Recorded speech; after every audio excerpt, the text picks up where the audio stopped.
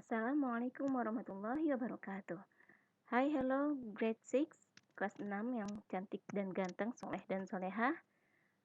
Apa kabarnya? Oke, baik. Sekarang kita mulai masuk ke pembelajaran berikutnya ya. Kita masuk ke pembelajaran tematik. Kali ini kita akan mempelajari tematik muatan SBDP.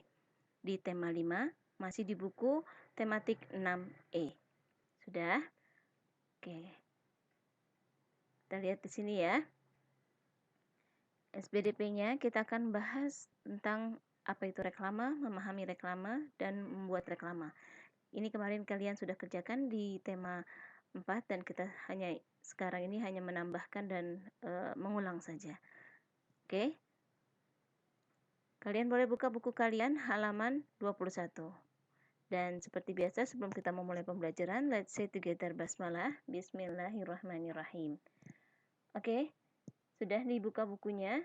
Nah, kalian lihat di sini ada gambar di samping ya, dan di bawah juga ada gambar. Yang manakah yang biasa kalian lihat? Yang di bawah ini, ya kan? Ini namanya logo ya, logo halal. Ini biasanya kalian lihat di makanan, di kemasan-kemasan makanan, snack-snack yang biasa kalian beli ya. Ya, ini adalah logo. Logo adalah suatu hal yang penting dalam memperkenalkan perusahaan atau produk ya. Nah, dalam Kamus Besar Bahasa Indonesia ini disebutkan bahwa logo adalah huruf atau lambang yang mengandung makna, terdiri atas satu kata atau lebih, sebagai lambang atau nama perusahaan dan sebagainya. Ya, jadi itu adalah identitas atau lambang tanda suatu perusahaan atau lembaga, ya, atau barang. Oke. Nah, sebuah perusahaan atau produk akan semakin dikenal melalui logo tersebut. Membuat dan mendesain logo pun tidak bisa dilakukan secara asal-asalan ya. Logo harus didesain semenarik mungkin agar orang yang melihatnya lebih mudah mengingat. Nah, di sini kita lihat ada beberapa fungsi dari logo, yaitu sebagai identitas diri, ya tujuannya agar dapat membedakan dengan identitas milik orang lain. Kemudian yang kedua, sebagai tanda kepemilikan untuk membedakannya dengan milik orang lain. Yang ketiga, sebagai tanda jaminan kualitas. Yang keempat, untuk mencegah peniruan atau pembajakan. Yang kelima, untuk menambah nilai positif. Yang keenam, untuk sebagai properti legal suatu produk atau organisasi. Dan yang terakhir, mengkomunikasikan informasi seperti keaslian, nilai, dan kualitasnya. Oke, kita lanjut di halaman berikutnya. Nah, logo juga memiliki unsur-unsur yang harus dipenuhi untuk membuat logo agar menarik ya, agar produk yang kalian mau jual itu disenangi oleh orang lain. Itu kamu harus memperhatikan 5 unsur berikut. Yang pertama, kamu harus membuat logo dengan sederhana, ya, tidak berbelit-belit, dan kemudian yang kedua mudah diingat, yang ketiga tidak memakan waktu, kemudian serbaguna ya. Salah satu untuk membuat logo serbaguna adalah mulai merancang dalam warna yaitu hitam dan putih, sketsa ya. Hal ini memungkinkan kita untuk fokus kepada konsep dan bentuk, bukan warna. Oke, itu kalau logonya serbaguna. Oke, yang kelima, ini sesuai. Logo harus sesuai dengan perusahaan yang memproduksi barang atau jasa. Oke. Lanjut ya, kita ke halaman berikutnya, yaitu di halaman 54. Nah, kalian bisa lihat di sini di gambarnya. Di sini ada beberapa produk makanan ya. Ada susu dan ada snack. Ya, nah ini biasa kalian beli di toko-toko atau di warung-warung terdekat rumah kalian. Kalau jajan biasanya ada snack-snack seperti ini dan ada tulisan-tulisan di sini. Nah, ataupun iklannya ya di sini. Oke, nah itu namanya adalah embalase. Ya. Reklame pada kemasan produk itu disebut dengan embalase. Jadi iklan pada kemasan produk yang kalian beli atau barang yang kalian beli itu namanya embalase. Embalase adalah jenis reklame visual yang ditempatkan langsung pada kemasan produk. Embalase ini berfungsi sebagai daya tarik, pemberitahuan, dan informasi tentang produk tersebut. Jadi, kemasan produk selain berfungsi sebagai pembungkus sebuah produk juga dapat menjadi sarana reklame atau iklan yang menggambarkan produk tersebut. Ya, jadi sebuah produk itu dapat langsung diketahui hanya dengan membaca informasi yang tertera dalam kemasan. Seperti contohnya pada gambar di samping ini ya. Oh, ini ternyata snacknya snack apa? Kentang. Misalkan, kalian sudah bisa lihat dari situ.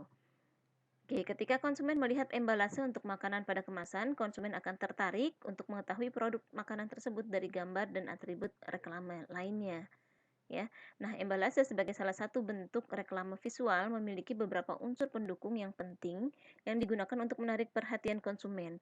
Unsur-unsur itu yaitu ada teks atau slogan yang jelas dan mudah dimengerti. Ya, teks ini terdiri dari teks utama (headline-nya) dan teks penjelas yang mendukung headline tersebut. Jadi teks utama biasanya ditulis dengan huruf besar ataupun lebih besar fontnya ya, bentuknya dari yang teks penjelas atau pendukung. Kemudian yang kedua, bahasa yang baik dan menarik dengan bentuk huruf yang sesuai. Pemilihan bahasa dan kalimat harus disesuaikan dengan sasaran konsumen atau pembaca yang akan menggunakan produk. Ya, begitu juga dengan bentuk dan warna hurufnya harus diperhatikan. Oke, berikutnya gambar ilustrasi menarik dan mudah diingat. Ini penting banget kalau gambar ya, karena kita lihat dari awal itu warna gambar ya, itu yang dilihat pertama. Oke, ilustrasi gambarnya itu tidak boleh bohong, harus objektif sebenar-benarnya ya. Oke, yang keempat, layout yang baik atau tata letak antar gambar dan tulisan harus proporsional ya, baik. Kemudian yang terakhir, warna yang menarik dan tepat sesuai dengan isi reklame. Jadi gambar dan warna itu eye catchy, menarik perhatian. Oke. Kita lanjut ke halaman berikutnya yaitu halaman 79. Nah, di halaman ini kalian bisa lihat di situ ada gambar. Gambar apa itu? Itu adalah gambar booklet ya. Gambar tersebut adalah gambar booklet. Nah, booklet ini berasal dari perpaduan buku dan leaflet. Booklet ini memiliki format atau ukuran yang kecil seperti leaflet. Namun, struktur isi booklet ini menyerupai buku. Ada isinya, ada pendahuluannya, ada isinya, dan ada penutupnya. Jadi seperti buku, tapi lebih simple ya. Tidak dijilid seperti buku. Nah, hanya saja dalam cara penyajiannya isinya lebih ringkas daripada buku. Oke, kita lihat di sini contohnya. Ini ada nomor 1, 2, 3, 4, 5, 6. Ya, kalian bisa lihat bentuknya menyerupai brosur, tapi ini lebih tebal dari brosur ya, karena brosur hanya 1 lembar tapi dilipat 3. Sedangkan ini lebih komplit dari brosur dan lebih ringkas dari buku. Oke. Oke, booklet ini merupakan membuat lembaran-lembaran paling banyak 20 halaman dengan ukuran 20 kali 30 cm yang dijilid dalam satu satuan dengan berbagai visual yakni huruf, foto, gambar, garis, atau lukisan. Nah, booklet umumnya digunakan dengan tujuan untuk meningkatkan pengetahuan. Hal ini disebabkan booklet memberikan informasi dengan spesifik dan banyak digunakan sebagai alternatif media untuk dipelajari setiap saat. Ya, jadi dijilid tapi lebih simple daripada buku. Oke, berdasarkan tujuannya tersebut, maka booklet bagi instansi pemerintah ini biasanya digunakan sebagai media edukasi dan sosialisasi seperti di bidang kesehatan, pariwisata, dan pemerintahan. Nah, bagi sebuah perusahaan, booklet digunakan untuk mempromosikan profil perusahaan atau produknya secara mendetail. Nah, berikut ada unsur-unsur atau bagian-bagian pokok yang terdapat dalam buku, yang juga ada di dalam booklet. Yang pertama ada sampul, jadi ada covernya di depan, sampulnya, dan isi, ya. Kemudian yang kedua ada bagian depan, preliminaries. Ya, isinya itu di bagian depan ini ada halaman judul, halaman kosong, halaman judul utama, halaman daftar isi, kata pengantar. Jadi ini mirip-mirip dengan buku. Yang ketiga bagian teks. Ini bagian teks memuat bahan yang akan disampaikan kepada konsumen, terdiri atas judul bab dan subjudul. Oke. Yang keempat, bagian belakang.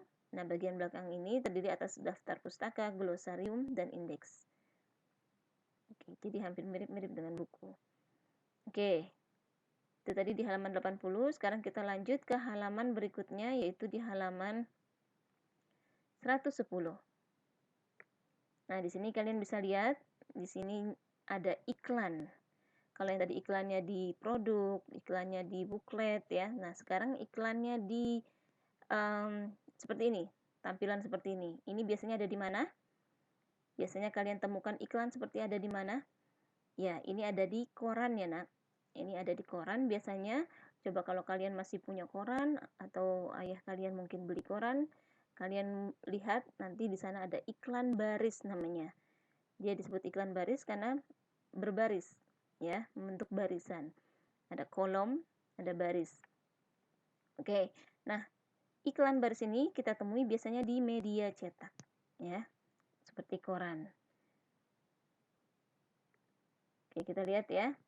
Periklanan ini merupakan pesan-pesan penjualan yang paling persuasif yang diarahkan kepada calon konsumen yang paling potensial atas produk-produk barang atau jasa tertentu dengan biaya yang paling ekonomis. Nah, iklan merupakan sebuah cara untuk pengenalan informasi tentang suatu produk, baik dalam bentuk barang maupun jasa. Nah, walaupun setiap iklan atau promosi memiliki tujuan yang berbeda, namun pada umumnya memiliki kesamaan, yaitu untuk membujuk konsumen agar merasakan serta bertindak terhadap brand atau produk yang kalian jual, ya. Suatu iklan ini dapat dipasang di media cetak seperti yang tadi Bu E bilang ataupun di media elektronik, ya. Karena sekarang kita zamannya internet, di internet juga sekarang sudah ada iklan-iklan baris, ya, dan sebagainya. Perbedaannya adalah ketika iklan tersebut dipasang di media cetak, maka iklan tersebut tidak membutuhkan audio, gambar bergerak, dan tidak dibatasi oleh durasi. Nah, iklan di media cetak seperti koran dan majalah menempati halaman utama hingga terdapat halaman khusus untuk berbagai macam iklan. Pada gambar di atas, iklan tersebut dibuat berbaris, sehingga disebut iklan baris. Nah, kalian bisa lihat iklan berikutnya di media cetak koran. Yang di bawah ini ya, yang di bawah, yang di atas ini kan beritanya, yang di bawah ini ada iklannya. Oke, kalian bisa lihat di sini, ini adalah contoh iklan media cetak. Nah, dalam membuat iklan kita harus memperhatikan beberapa hal berikut, seperti satu, tujuan iklan harus jelas, tujuannya untuk apa. Yang kedua, diarahkan kepada sasaran yang tepat. Yang ketiga, pesan dikemas dengan unik dan kreatif. Yang keempat, anggaran dan estimasi tepat. Yang kelima, menggunakan media yang tepat. Ya. Oke, kita lanjut. Berikutnya di halaman 136. Nah, kalian bisa lihat ini. Nah, biasanya kalau ngelihat iklan ini di mana? Oke, ini banyak sekali di pinggir-pinggir jalan ya. Di jalan-jalan yang kalian temui. Ya. Ada iklan sebesar ini. Itu adalah namanya spanduk. Ya, jadi spanduk adalah reklame yang membuat informasi reklame komersial atau non komersial yang dibuat secara ringkas, padat, dan jelas. Oke, biasanya spanduk menggunakan kain dan sejenisnya yang dibentangkan di antara dua tiang di tempat strategis dan ramai biar bisa dilihat ya. Biar semakin banyak yang tertarik.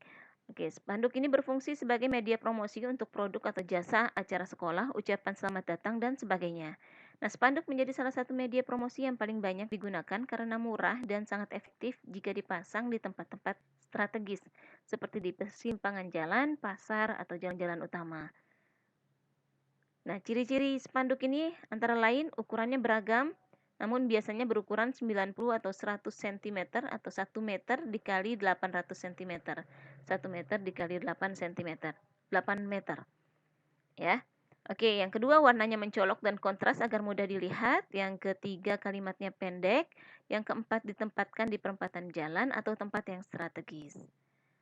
Nah, berikutnya di halaman berikutnya yaitu di halaman 165 kalian bisa lihat di sini kira-kira ini apa? Ini adalah banner, ya. Iklan di banner. Oke. Sarana promosi suatu produk dapat menggunakan banner yang dicetak dengan digital printing ya. Banner ada yang ditempatkan di luar ruangan dan ada juga yang di dalam ruangan. Banner merupakan penyederhanaan dari baliho. Ya, jadi bentuk kecilnya. Banner adalah jenis reklame dengan bentuk kotak potret yang biasanya dicetak dengan digital printing. Lalu ditempatkan di depan toko atau instansi menggunakan penyangga. Nah, penyangganya ini ada macam-macam. Ada yang X banner. X banner berarti penyangganya seperti huruf X, ya, berupa tiang berbentuk huruf X. Kalau Y banner berarti penyangganya berupa tiang berbentuk Y, ya. Nah, kemudian ada roll up banner. Roll up banner ini memiliki fungsi yang sama praktisnya dengan jenis banner lainnya. Penggunaan banner ini dilakukan dengan cara digulung, makanya disebut roll up banner. Oke, kalian bisa lihat di situ contoh-contohnya, ya. Oke, baik. Demikian pembahasan kita kali ini. Terima kasih. Let's say together. Alhamdulillahirrabbilalamin. Wassalamualaikum warahmatullahi wabarakatuh.